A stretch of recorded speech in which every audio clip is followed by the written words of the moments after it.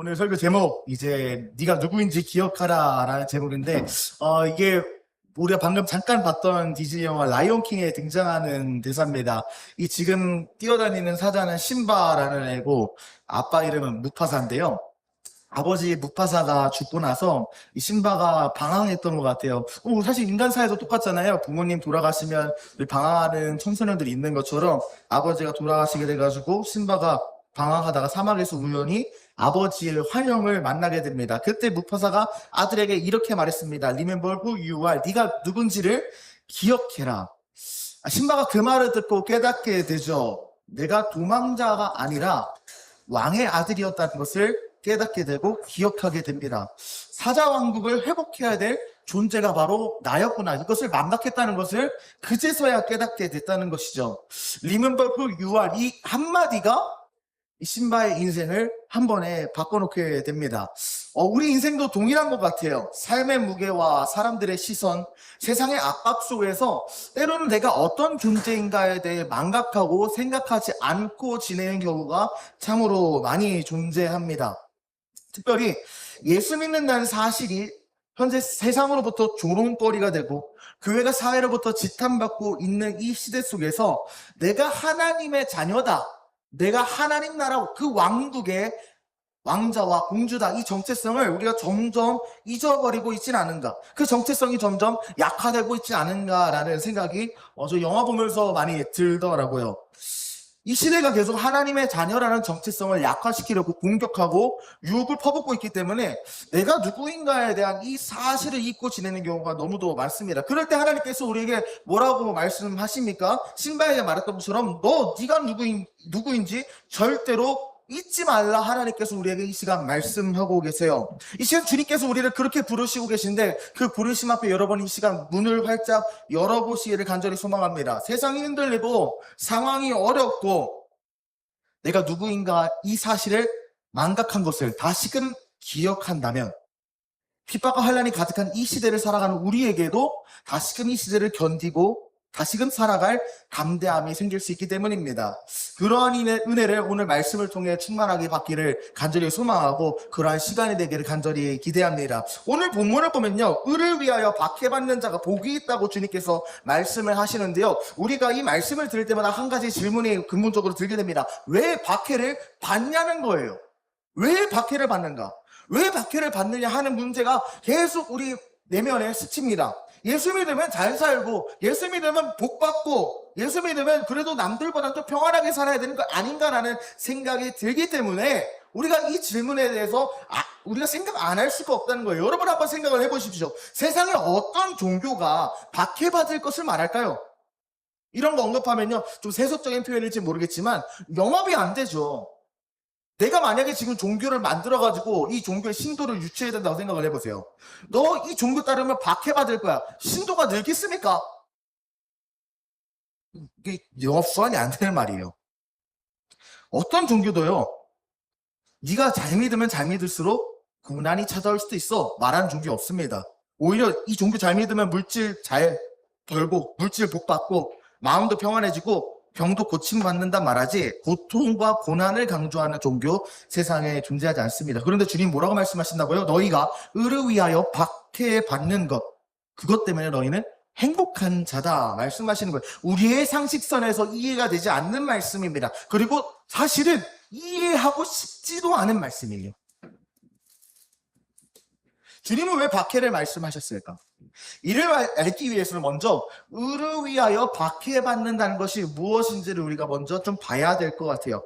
우리가 지금 본 본문은 산 위에서 예수님께서 설교하시던 장면의 말씀입니다. 그런데 예수님께서 산 아래에 내려와서 평지에서 동일한 설교를 하신 장면이 누가복음 22장에 나와요. 우리 목회자들도 동일하거든요. 목회자들도 정말 중요하고 그리고 정말 강조해야 되는 설교는 우리가 주일에 했지만 군유철회 때도 할 수도 있고 이 교회에서 했지만 저 교회에서 할 수 있는 거잖아요. 예수님께서도 산 위에서 이 설교를 하셨지만 산에 내려와서 평지에서도 동일한 설교를 하셨는데 여기서 의를 위하여 박해받는 것이 무엇인지 조금 더 구체적으로 하나님께 말씀하셨어요. 뭐라고 말씀하셨습니까? 인자로 말미암아 사람들이 너희를 미워하며 멀리하고 욕하고 너희 이름을 악하다 하여 버릴 때 너희에게 복이 있다. 인자가 누굽니까? 여기서 예수님이죠. 예수님으로 말미암아 사람들이 우리를 미워하고 멀리하고 욕하고 악하다 하여 버린다는 거예요. 즉 의를 위해 핍박받는다는 건 뭡니까? 예수님으로 말미암아 핍박받을 것이다. 이걸 말하는 거예요. 더욱 이해가 되지 않습니다. 왜 예수님 때문에 고통받습니까? 예수님 믿으면 행복해야지. 왜 고통받고 박해가 찾아옵니까? 예수님이 고통을 준다는 말일까요? 그렇지 않습니다. 그 이유를 우리가 알기 위해서는 예수님이 어떤 분이신지에 대해서 우리가 좀 더 상세하게 살펴볼 필요가 있을 것 같아요.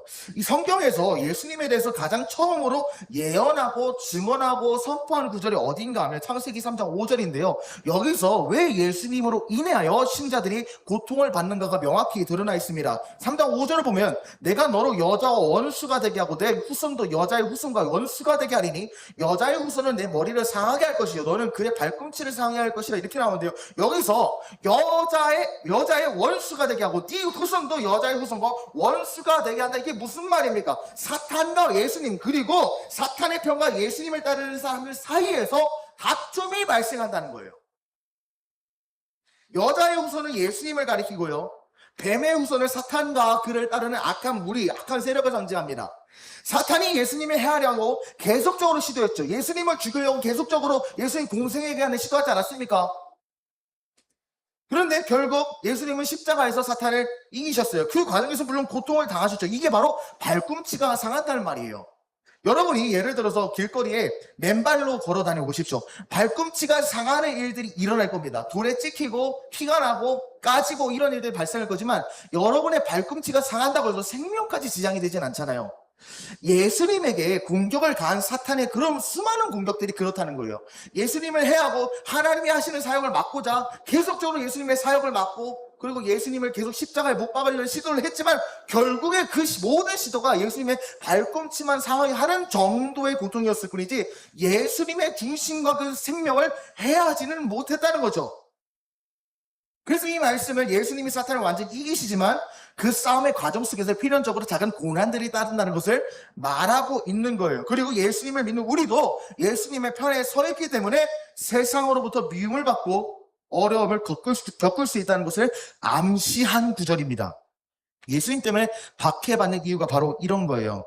그분이 세상과 원수가 되셨기 때문에 세상은 어둠을 사랑하기 때문에 빛이신 그리스도를 미워하고 예수님과 하나 된 우리도 동일하게 미워한다는 것입니다. 그래서 요한복음 15장에서 세상이 너희를 미워하면 너희보다 먼저 누구를 미워한 줄 알라? 나를 예수님을 미워한 줄 알라. 너희가 세상에 속하였으면 세상이 자기의 것을 사랑할 것이나 너희는 세상에 속한 자가 아니요 도리어 내가 너희를 세상에서 택하였기 때문에 세상이 너희를 미워하리라. 우리가 진리를 선포하고 하나님의 말씀대로 살아가면 필연적으로 고난과 핍박과 박해가 따릅니다. 여러분의 삶에도 그런 순간이 생각해보면 한순간씩은 존재했을 거예요. 물론 우리나라 같은 경우 종교의 자유가 보장되어 있고 개인의 인권이 보장되어 있는 나라이기 때문에 다른 나라보다는 그것이 덜하지만 오늘 우리가 살아가는 시대를 보면 날이 갈수록 반기독교, 반교회, 반복원, 반그리스도적인 정서가 점점 사회를 잠식하고 있는 이 세태 속에서 교회를 다닌다고 말만 해도 색안경을 끼는 시대를 살고 있습니다.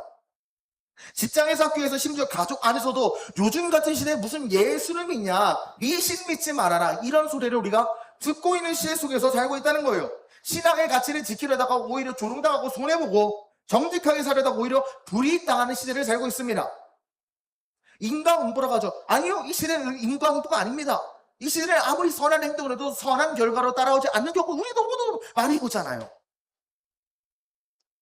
세상의 기준과 타협하지 않으려는 우리의 이 한 걸음 한 걸음이 우리를 외롭게 만든다는 것이죠.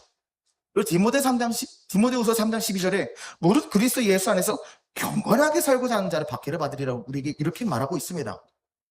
악하게 사는 사람이 고통받는다는 게 아니에요. 경건하게 사는 사람은 고통을 받는다. 경건하게 살고자 노력하지만 세상이 경건한 자를 공격한다는 것이에요. 여기서 한 걸음 더 나아가서 왜 세상이 경건한 자를 공격할까? 이 경건한 자를 미워하고 공격하는 수법을 우리가 한 가지 살펴봐야 될 것 같아요. 그 수법이란 뭐냐? 저는 바로 프레임 싸움인 것 같습니다. 프레임 싸움이에요. 로마서 1장 28절에서 32절을 보면 그 프레임 싸움이 너무도 명확하게 드러나고 있거든요. 사람들이 하나님을 인정하기를 싫어하므로 하나님께서는 사람들을 타락한 마음 자리에 내버려 두셔서 해서는 안 될 일을 하도록 놓아두셨습니다. 사람들은 온갖 불의와 악행과 탐욕과 악의로 가득 차 있으며 시기와 살이와 분쟁과 사기와 저기로 가득 차 있으며 수근거리는 자요, 중상하는 자요, 하나님을 미워하는 자요, 불순한 자요, 오만한 자요, 자랑하는 자요, 악을 꾸미는 모략꾼이요, 부모를 거역하는 자요, 우매한 자요, 신의가 없는 자요, 무정한 자요, 무자비한 자입니다. 그들은 이와 같은 일을 하는 자들을 죽어야 마땅하다는 하나님의 공정한 법도를 알면서도, 여기서부터 중요합니다.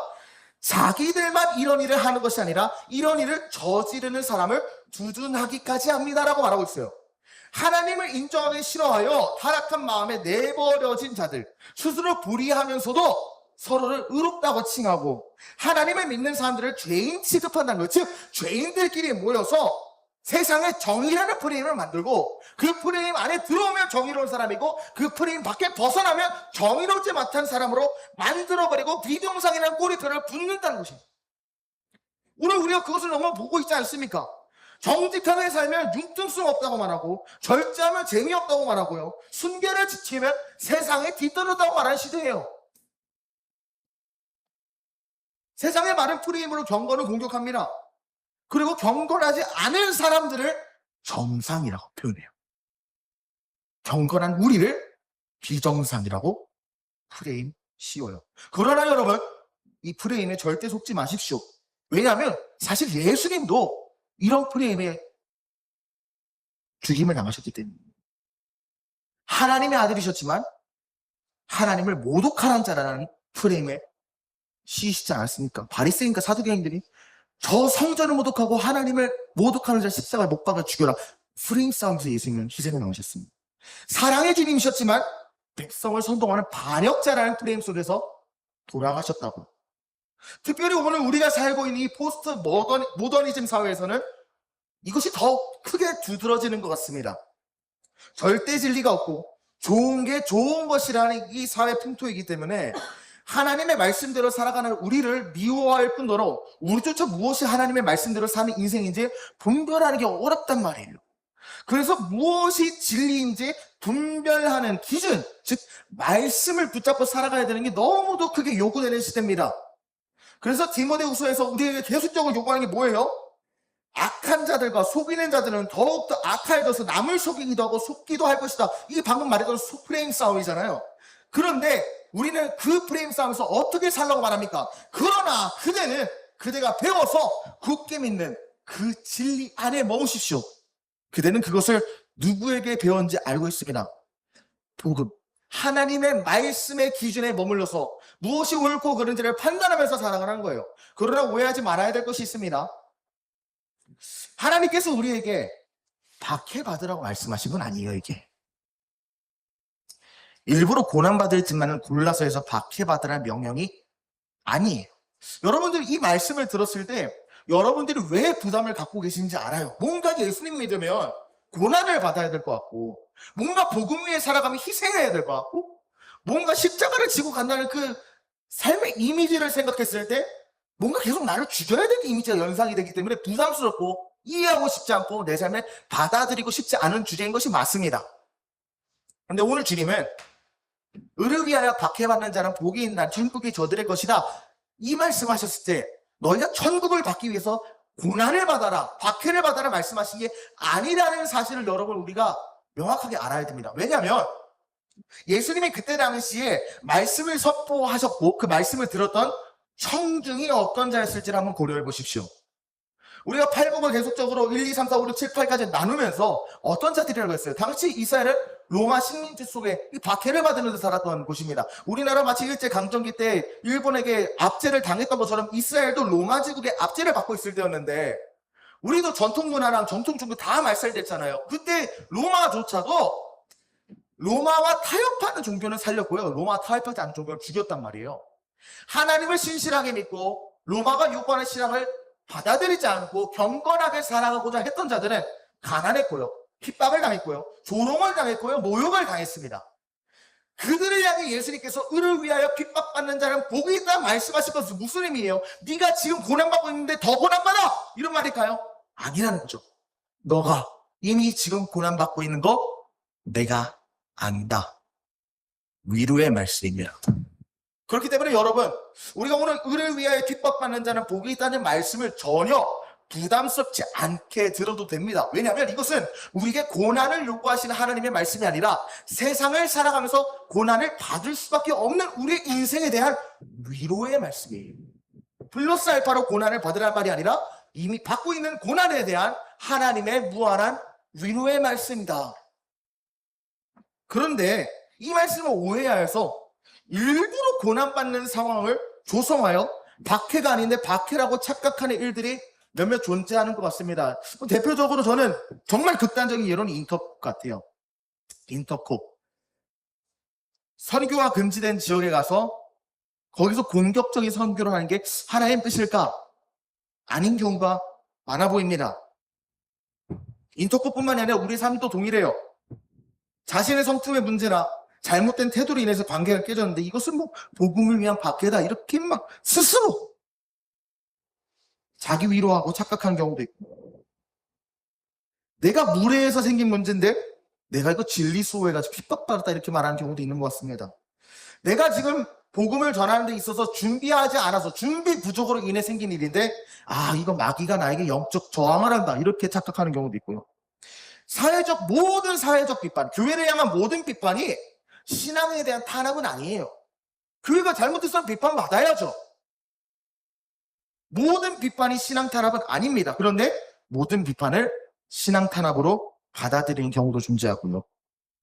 나를 향한 모든 조언과 모든 비평이 나를 향한 대적이 아님에도 불구하고 그것을 대적으로 받아들이는 경우도 있습니다. 여러분, 그래서 우리가 분별을 잘해야 된다는 거예요. 이것이 내 연약함으로 인해서 생긴 문제인지 아니면 복음을 위해서, 복음으로 인하여 생긴 문제인지를 명확히 구분해서 나로 인해 문제가 생긴 것이라면 내가 해결하면 됩니다. 내가 관계를 깨부셨습니까? 저번 주 우리가 나눴던 말씀처럼 화평을 이루기 위해서 그리스도를 의지하여 화평을 조성하면 돼요. 그건 핍박이 아니에요. 박해가 아니에요. 분별이 필요합니다. 복음과 진리를 붙은 결과로 받는 고난이 박해지 나의 실수로 인해서 벌어진 일들을 박해로 포장해서는 안 된다는 것이죠. 그렇다면 복음으로 인해서 우리가 박해받을 때 하나님께서 복을 허락하시는데 그때 주시는 복이 무엇입니까? 의를 위하여 박해받는 자는 복이 있나니 천국이 그들의 것이다 이렇게 말씀하시는데 여기서 흥미로운 점 여러분 하나 있습니다. 뭐냐면 여기서 하나님께서 천국이 그들의 것이다 말씀하시는데 뭐예요? 첫 번째에서도 하나님이 천국이 너희 것이야 말씀하셨다는 거예요. 첫 번째 7과 마지막 8복이 중복돼요. 처음에도 천국, 마지막에도 천국이라는 사실이 상당히 우리를 흥미롭게 만들죠. 흥미가 없어 보이지만 그러나 같은 천국이라고 해도 의미가 다르다는 걸 우리가 좀 여기서 캐치를 해야 될 것 같아요. 왜냐하면 첫 번째 뭡니까? 심령이 가난한 자들, 마음과 영혼이 가난한 자들, 하나님 앞에서 가난한 마음으로 나가는 자들에게 천국을 주실 것이다 말씀하신 것은 너희가 가난한 마음으로 하나님께 나가면 하나님 너의 인생 다스리실 것이야. 하나님이 너의 인생을 책임지실 것이야. 통치의 개념의 나라라고 했어요. 고대의 나라라는 개념이 영토라는 개념도 있지만 다스림, 통치라는 개념도 있는데 여기 첫 번째 5장 3절에서 말하는 천국은 하나님의 다스림과 통치를 말한다고 했습니다. 마음이 가난하면 하나님께서 다스리실 것이다. 즉 지금 임한 하나님 나라, 이 땅에서 경험하는 천국을 말하는 거예요. 그러나 여러분 그것을 완전하지가 않죠. 하나님의 다스림이 내 눈에 실시간으로 보이는 것도 아니고 내 마음이 그렇다고 해서 늘 평안한 것도 아니거든요. 천국을 누리는 삶이 이미 시작됐지만 완성되진 않았기 때문에 완전한 천국은 아닙니다. 한마디로 정리하자면 우리가 예수님을 믿는 이 그리스도인의 삶이란 이미 임한 천국, 하나님의 다스림이 이 땅에서 경험함과 동시에 아직 임하지 않은 천국을 기다리는 삶이 바로 그리스도인의 삶이라는 건데 무슨 말인지 이해가 되지 않을 수 있다고 생각돼서 제가 한 가지 예시를 들어보겠습니다. 내가 지금 월세로 작은 단칸방에 살고 있다고 생각을 해보세요. 곰팡이가 피고 창문이 깨져서 곧 겨울인데 찬바람도 들어오고 돈 될 능력도 없어서 월세가 밀려있어 매일 집주인이 찾아와서 내일까지 돈 안 내면 쫓아내겠다 뭐 닭다를 하고 소리 지르고 협박을 하고 겁박을 하는 상황에 있다고 생각을 해보십시오. 그런데 어느 날 뜻밖의 소식이 나에게 들려옵니다. 어디서 선한 부자가 갑자기 나타나서 나를 불쌍히 여겨 이 집과는 비교가 되지 않는 고급 아파트, 새 아파트를 내 이름으로 분양받아 선물을 주겠다고 약속하는 거예요, 갑자기. 위치도 좋고, 햇빛도 잘 들어오고, 누가 봐도 너무 좋은 집이고, 진짜로 법적으로 하자가 없고, 정말 선한 사람이어서 그 집의 계약서에 내 이름 올리고, 법적으로 내 집이 되었다고 한번 가정을 해봅시다. 하지만 아직 이사는 하지 않은 거예요. 지금 살고 있는 이 단칸방도 정리를 먼저 해야 될 거 아니에요. 짐 정리도 해야 되고, 앞으로 이사갈 그 집도 아직 공사가 완전히 분양은 했지만 아파트 공사가 끝나지 않았기 때문에 준비할 시간이 필요합니다. 그래서 나는 여전히 좁고 쾌쾌하고 곰팡이가 피고 습기가 끼고 주인이 나에게 날마다 협박하고 겁박하는 그 집에 살고 있어요. 그러나 여러분, 똑같은 좁은 방에 산다고 했을지라도 이전과는 완전히 다른 마음으로 이 방에서 살고 있겠죠. 비록 지금도 여전히 곰팡이가 튀어있고 주인이 소리친다는 이 겁박한다는 사실이 변하진 않았지만 이제는 그래도 괜찮겠죠. 왜요? 이미 나는 이 집보다 더 좋은 집이 예비가 되어 있기 때문에, 더 좋은 집이 준비되어 있으니까 이 집에서 사는 마음이 완전히 다르지 않겠습니까? 이전에는 내가 이 집 언제 벗어날지도 모르고 내게 미래가 있을까 기대도 없고 희망도 없고 소망도 없는 인생이었지만 이제는 내가 가야 할 집이 있다는 그런 소망이 있기 때문에 이 집에서 사는 하루하루가 이제는 기대로 바뀐다는 거예요. 지금 사는 집이 좁고 힘든 건 여전하지만 이미 새 집의 계약은 끝났고 아직 들어가 그 집에서 살지는 않지만 그 부자의 은혜를 받은 사람답게 기쁨과 기대로 하루하루를 살아갈 수 있지 않겠습니까? 이미 그 새 집의 주인이 되었으니까요. 근데 이것을 요한복음 14장에서 우리에게 명확하게 보여주고 있는 거예요. 너희는 마음에 근심하지 말라. 하나님을 믿으니 또 나를 믿으라. 내 아버지 집에 거할 곳이 많도다. 그렇지 않으면 너에게 일렀으리라. 내가 너희를 위하여 거처를 예비하러 가노니 가서 너희를 위하여 거처를 예비하면 내가 다시 와서 너희를 내게 영접하여 나 있는 곳에 너희도 있게 하리라. 세상을 살아갈 때 우리는 여전히 힘들고 고난이 있고 아픔이 있고 눈물이 있고 세상은 여전히 나를 괴롭히고 조롱하고 때로는 불이익을 준다 할지라도 버틸 수 있다는 겁니다. 왜요? 아직 천국에 가진 않았지만 예수님께서 그 천국을 예비하고 계신다는 사실을 믿는다면, 천국의 계약서가 이미 우리 이름으로 계약이 체결됐고 예수 그리스도의 피로 그 천국의 값을 집을 내어 내 것이 되었다는 사실이 있기 때문에 이미 천국에 들어간 자는 아닐지라도 천국에 들어간 자와 같이 기쁘게 살아갈 수 있는 마음가짐을 얻었다는 거예요. 마치 단칸방에 여전히 살고 있지만 새 아파트 들어간다는 기대로 기쁨 가운데 곰팡이 핀 그 작은 원룸에서 살아갈 수 있는 것처럼 이 세상의 폭압적인 박해 속에서도 우리는 소망을 잃지 않을 수 있습니다. 왜냐하면 우리 집이 하늘에 있기 때문입니다. 그리고 곧 우리는 그 집으로 이사할 날을 기다리고 있기 때문입니다.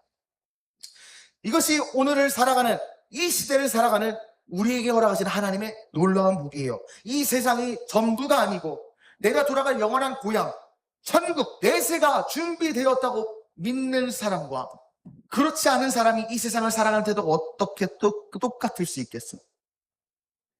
우리가 죽어서 갈 곳이 있다고 믿기 때문에, 이 땅이 전부가 아니라는 것을 믿기 때문에 복음을 전하다가 억울하게 모욕을 당해도 하나님을 분명히 보시고 천국에서 갚아주실 것이라는 걸 믿으면 우리는 무너지지 않을 수 있습니다.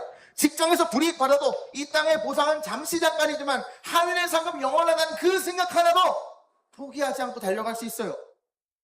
세상의 유혹이 달콤하게 다가올지라도 이 세상 잠시 머무는 것이고 영원한 것의 가치, 영원한 것을 취한다는 그 의지 속에서 유혹을 멀리할 수 있고, 누군가 나를 조롱하고 외면해도 그리스도 안에서 내 이름이 하늘나라 호족보에 기록됐다는 사실 하나로 나는 만족할 수 있는 자로 바뀌었다는 겁니다.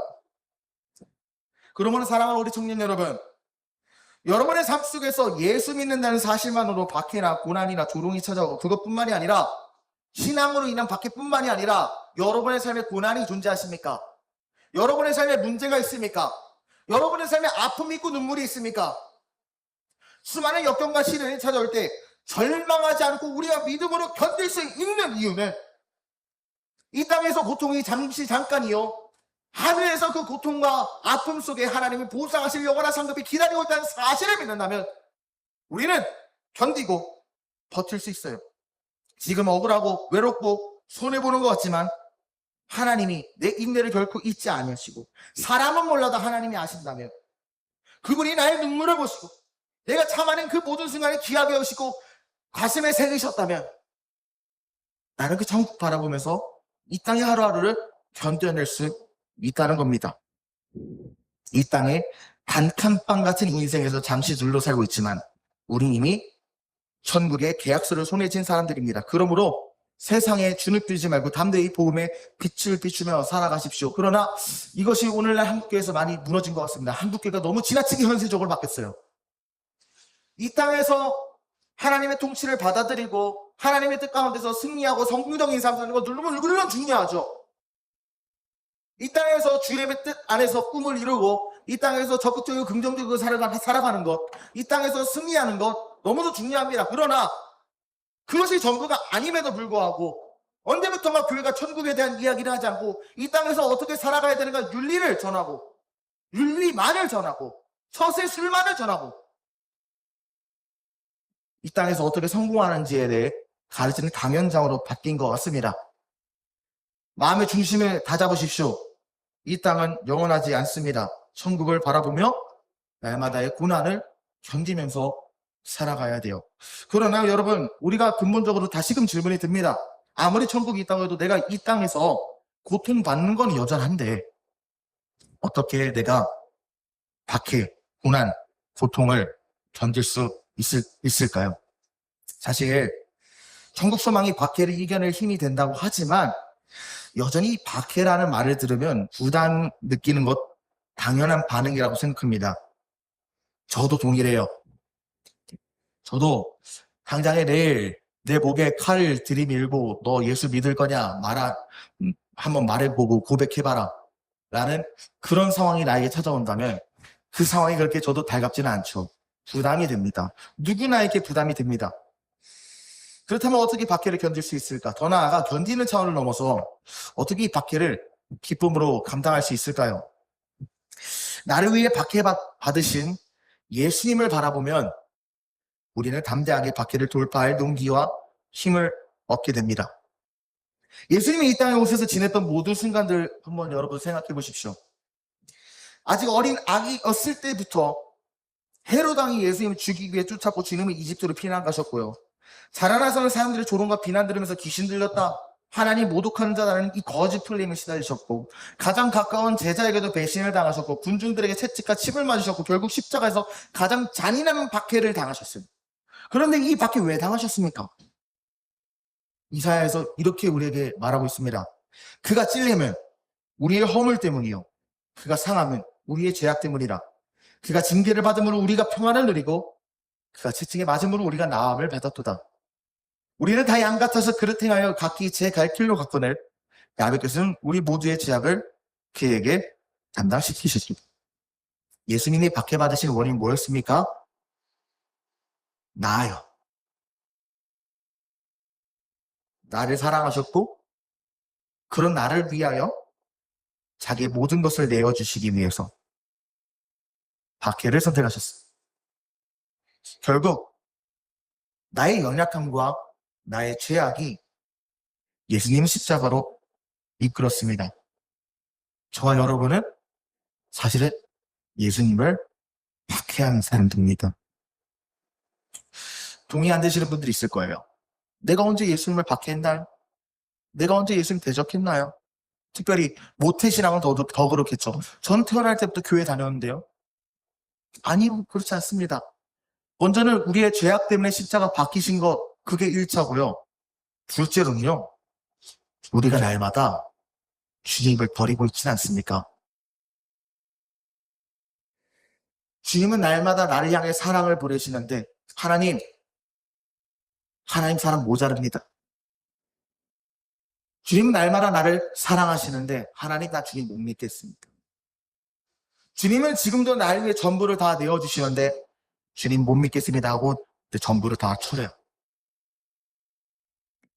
주님은 나를 사랑하여서 나를 향한 눈동자를 한 번도 떨어뜨리신 적이 없는데 나는 날마다 주님을 향한 시선을 돌리죠. 우리의 모든 인생은 하나님을 박해하는 인생이고요. 하나님을 박대하는 인생이고 하나님을 외면하는 자들이라는 거예요.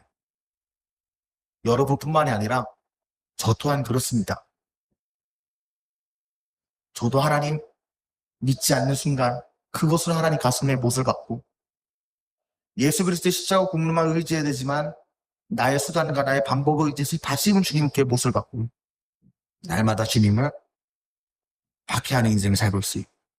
그런데 주님은 그럼에도 불구하고 우리가 그분을 버렸지만 그분 우리를 끝까지 붙잡고 계세요.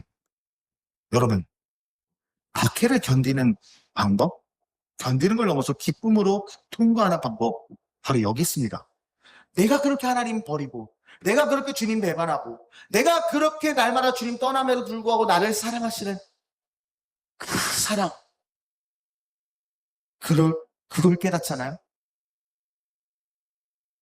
나는 그 사랑에 감격하여 주님 나에게 전부를 내어주셨던 것처럼 나도 주님께 전부를 내어드릴 수밖에 없는 자로 바뀐다는 것이죠. 제가 원래 사실 예화로 하나 적었다 삭제한 게 있는데 사도 요한의 제자였던 폴리캅이 순교당하기 직전에 마지막 회유를 받습니다. 너가 지금이라도 예수를 부인하면 죽이지 않겠다.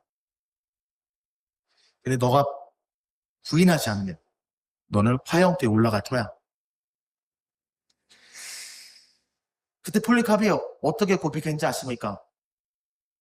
내가 85년 살면서 주님을 한 번도 날 부인하신 적이 없는데 그런 주님 내가 부인할 수 없다. 여러분 결국 우리가 고난과 고통을 통과하고 그것을 살아갈 수 있는 유일한 일체의 비결은 우리의 깡이 아니에요. 우리 의지가 아니에요. 하나님 나를 얼마나 사랑하셨는가? 예수님이 어떻게 나를 사랑하셨는가? 그것을 알면요. 여러분 그 사랑이 여러분의 고난을 통과하게 만들고 이겨내게 만듭니다. 가장 큰 사랑이 부모의 사랑이라고 하죠. 부모라고 자식 위해 희생하고 싶겠습니까? 부모라고 자기의 생명 버려서 자식 살리고 싶겠어요? 인간적인 마음으로는 그렇지 않아요. 근데 자식을 향한 사랑이 희생까지도 기쁘게 만들지 않습니까?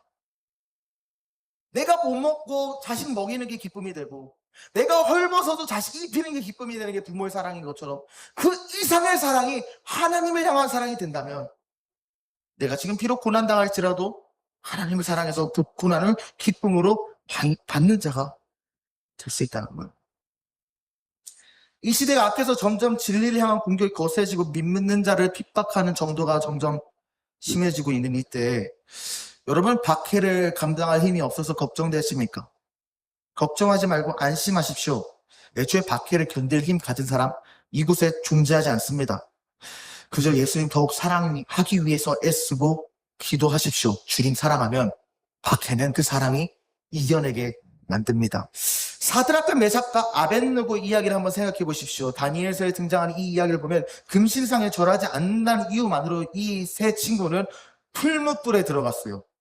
왕이 풀무불에 던져 죽이려고 했죠. 그러나 그들은 불길을 두려워하지 않았고 하나님만 의지하고 들어왔습니다. 그때 일어났던 현상이 뭡니까? 다니엘서 말씀을 보면 그때 느부갈네상이 놀라 깊이 일어나서 모사들에게 물어 이르되 우리가 결박하여 불 가운데 던진 자는 세 사람이 아니었냐? 사드락과 메삭과 아벳느고 세 사람을 던졌는데 하니 그들이 왕에게 대답하여 이르되 왕이여 옳소이다 하더라. 왕이 또 말하여 이르되 내가 보니 결박되지 아니한 네 사람이 불 가운데를 다니는데 상하지도 아니하였고 그 넷째 모양은 신들의 아들과 같도다. 느부갓네살이 맹렬히 타는 풀무불 아기에 가까이 가서 불러 이르되 지극히 높으신 하나님의 종 사드락 메삭 아벳느고야 나와서 이리로 오라 하매 사드락과 메삭과 아벳느고가 불 가운데 나온지라. 풀무불에 사드락과 메삭과 아벳느고 세 명이 들어갔는데 네 명이 보입니다. 그 한 명은 신의 아들과 같다고 하는데 누구예요? 이게 바로 우리의 삶에 찾아오신 예수님을 보여주고 있는 이야기예요. 아직 예수님이 이 땅에 육신으로 오시기 전 시대였지만 예수님께서는 자신의 백성들을 구원하시기 위해서 풀무불 속에서도 친히 임하시고 보호하셨어요. 하나님은 고난당한 자들을 외면치 않으시고요. 그 고난 한가운데 함께 하시고 그 고난 속에 들어가시는 분입니다. 사드락과 메삭과 아벳노고를 구하시는 주님이 오늘 우리에게도 동일하게 말씀하시는 거예요. 네가 불 가운데 지날 때도 내가 너와 함께 할 것이며 불이 너를 사르지 못할 것이다. 불과 같은 시험이 찾아올지라도 사드락과 메삭과 아벳노고 털끝 하나 건드리지 못했던 것처럼 주님이 나와 함께 하시면 아무리 큰 박해와 고난과 고통과 시련과 눈물이 찾아올지라도 나의 영혼을 의연하고 하나님을 향한 소망을 굳건하고 내 인생은 결코 무너지지 않는다는 거예요. 삶의 고난을 받을 때 주님은 결코 멀리 계시지 않습니다. 내가 눈만 뜨면 계시는 거예요. 고난 가운데 눈을 여십시오. 주님이 함께 하시면 그제서야 보게 될 것입니다. 그러므로 여러분 고난을 두려워하지 마십시오. 박해를 피하려고 애쓰기보다는 그 박해의 불 한가운데를 들어가되 주님이 함께 하신 것을 그 불 가운데서 체험하십시오. 문제가 있을 때 주님의 힘이 드러납니다. 파도가 일어날 때 주님이 파도를 잠잠케 하십니다. 포도주가 떨어질 때 주님께서 물의 포도를 바꾸십니다. 내가 병들었을 때 주님이 병을 고치십니다. 내 환난은 하나님 계심을 체험하는 가장 귀한 시간이라는 거예요. 불 속에서 나와 동행하시는 주님을 바라보 믿음의 삶을 살아가야 돼. 다큐 사진작가로 활동하는 이요셉 씨가 최근에 하나님의 시간을 걷다라는 제목의 책을 출간했습니다. 그 책 중에서 이런 내용이 있더라고요. 시간이 지나면 모든 게 우리에게 익숙해지고 맙니다. 고통스러운 기억도 즐거웠던 추억도. 그러기에 기억해야 할 것은, 잊지 말아야 할 것은 오늘의 감사와 아버지의 신실하심입니다. 우리는 시간이 지나면 처음에 감격을 잃어버릴 때가 참 많았던 것 같아요. 즐거웠던 추억도 시간이 지나면 감흥이 사라지는 것처럼 여기서 추억과 동일하게 고난도 같다고 말합니다.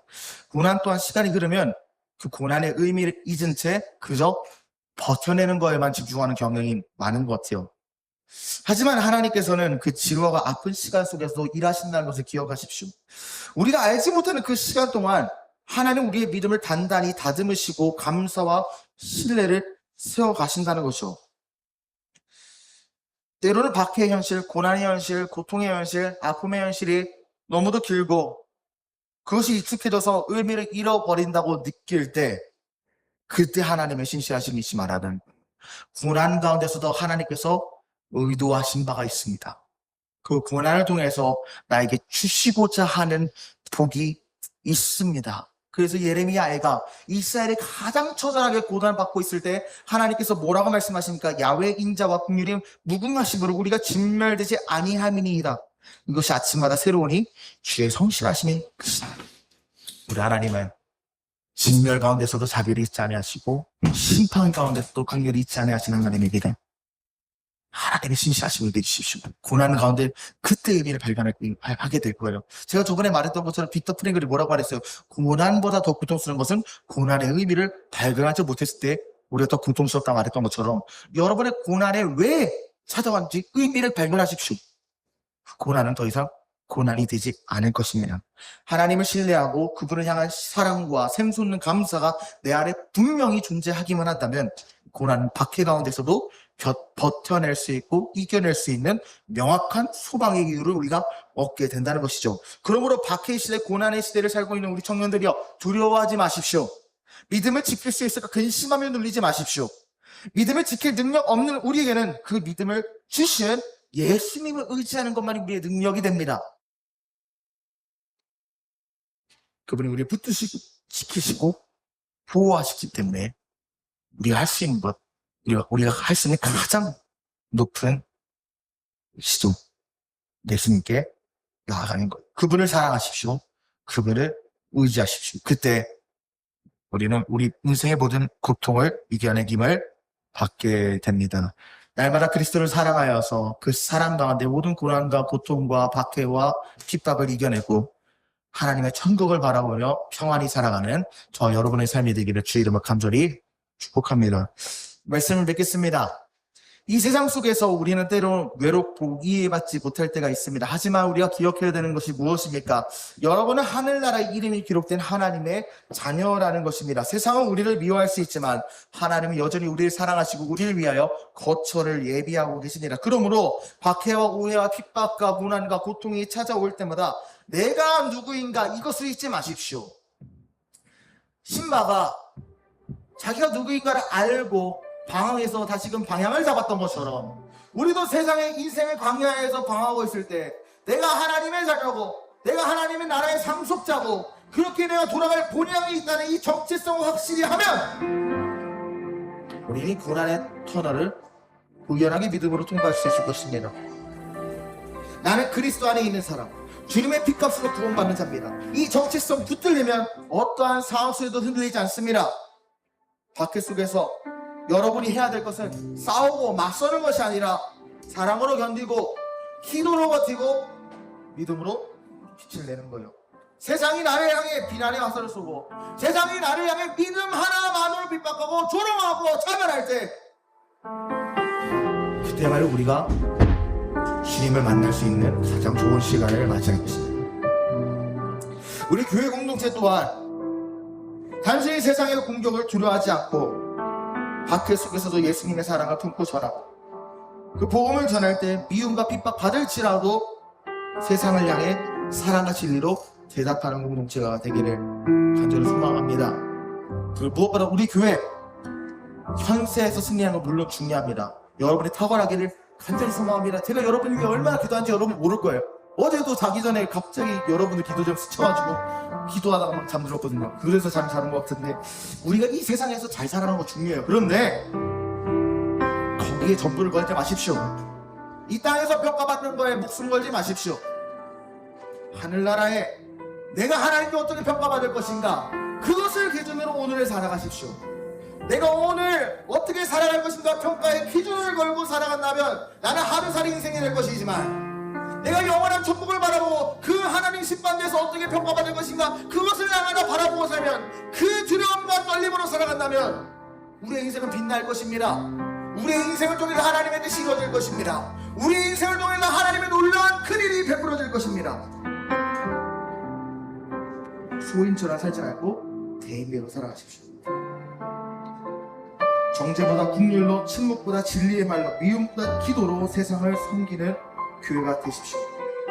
우리의 목표는 세상을 이기는 교회가 아니라 세상 속에서 그리스도를 드러내는 교회입니다. 박해가 깊어질수록 교회는 더욱 거룩해지고 핍박이 거세질수록 복음의 빛은 선명해질 것이기 때문에 앞으로 어떻게 시대가 흘러갈지 모르겠지만 우리 복음만을 붙잡고 주님만을 사랑합시다.